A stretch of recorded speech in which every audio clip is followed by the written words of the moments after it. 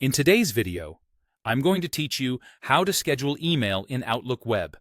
By the end, you'll know how to prepare a message now and have it delivered exactly when it's most effective, even if you're away from your computer.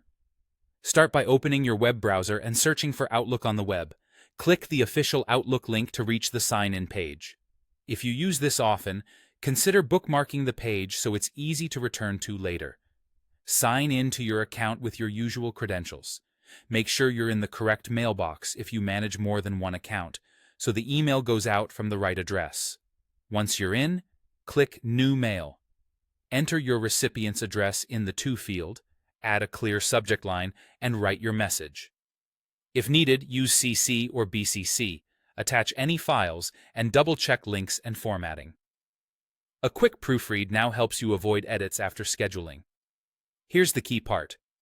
Instead of clicking the main Send button, look for the small down arrow directly to its right. This opens extra sending options that let you control delivery timing. From the menu that appears, select Schedule Send. Outlook will show a few suggested times designed for common work hours and next-day delivery, which can be handy if you want a fast, sensible option. If one of those suggestions fits, choose it and you're set. If you need precision, click Custom Time. A calendar and time picker will open so you can select the exact date and time you prefer.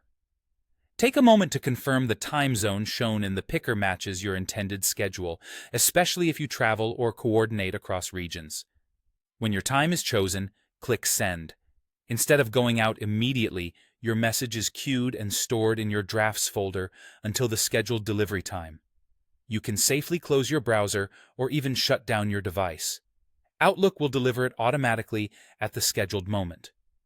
If you change your mind before it sends, open the message from Drafts to adjust the content or reschedule.